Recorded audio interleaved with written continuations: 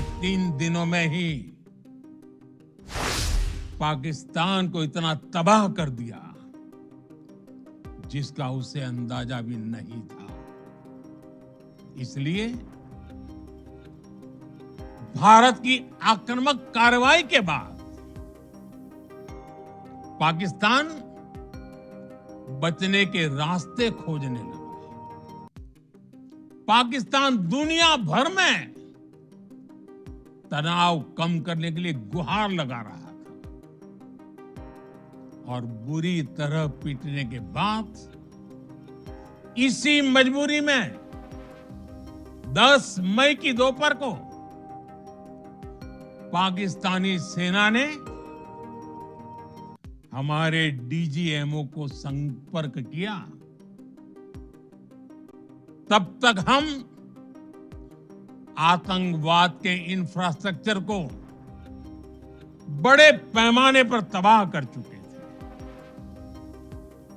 आतंकियों को मौत के घाट उतार दिया गया था।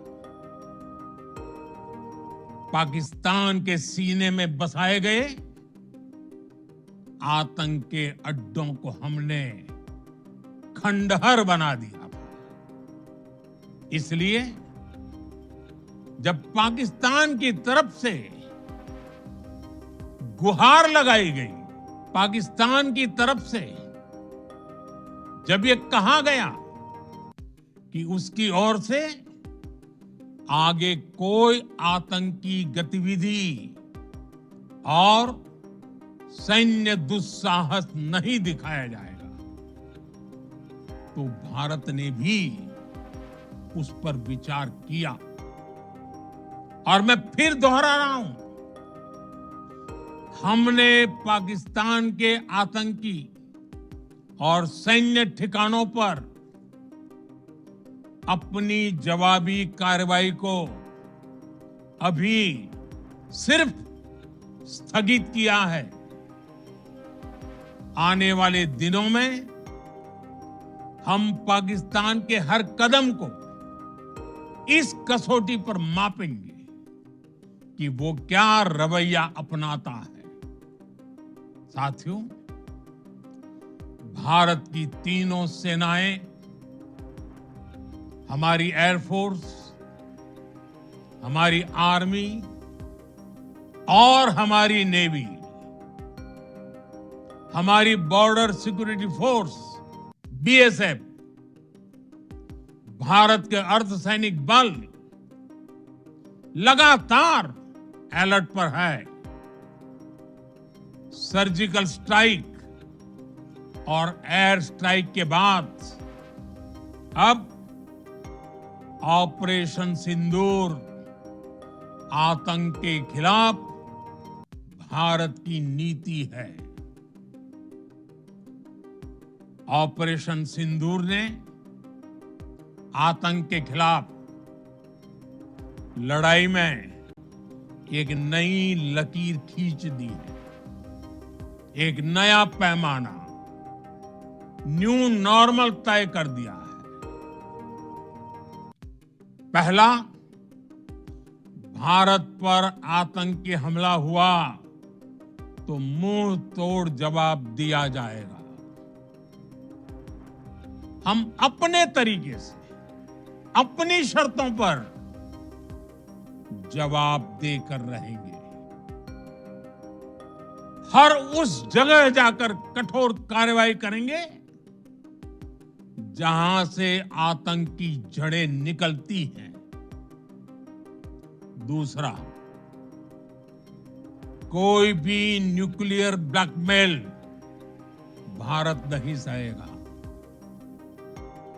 न्यूक्लियर ब्लैकमेल की आड़ में पनप रहे आतंकी ठिकानों पर भारत सटीक और निर्णायक प्रहार करेगा। तीसरा, हम आतंक की सरपरस्त सरकार और आतंक के आकाओं को अलग अलग नहीं देखेंगे। ऑपरेशन सिंदूर के दौरान दुनिया ने पाकिस्तान का वो घिनौना सच फिर देखा है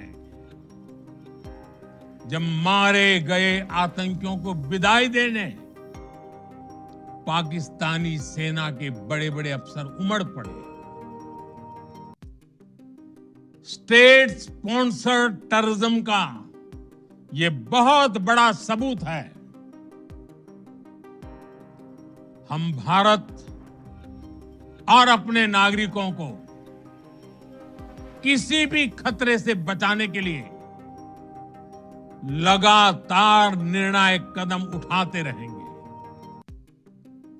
साथियों, युद्ध के मैदान पर हमने हर बार पाकिस्तान को धूल चटाई है और इस बार ऑपरेशन सिंदूर ने नया आयाम जोड़ा है।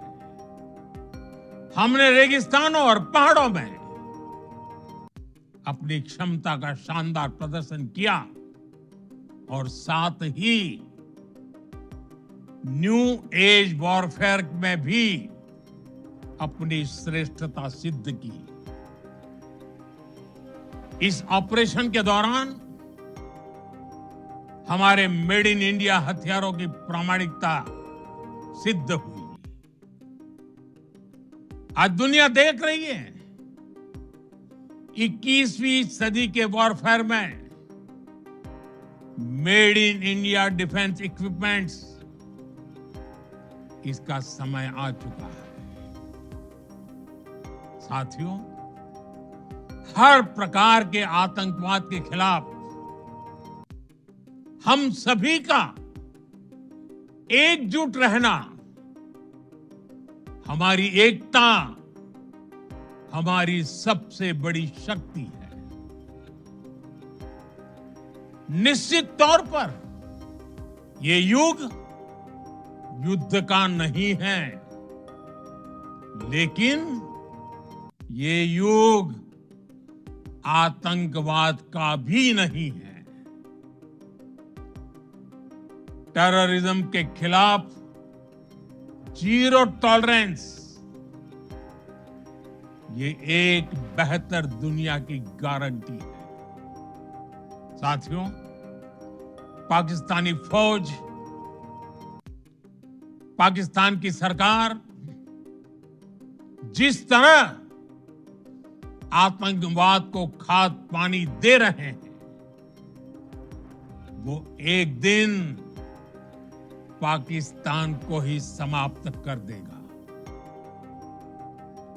पाकिस्तान को अगर बचना है तो उसे अपने टेरर इंफ्रास्ट्रक्चर का सफाया करना ही होगा। इसके अलावा शांति का कोई रास्ता नहीं है। भारत का मत एकदम स्पष्ट है। टेरर और टॉप एक साथ नहीं हो सकते।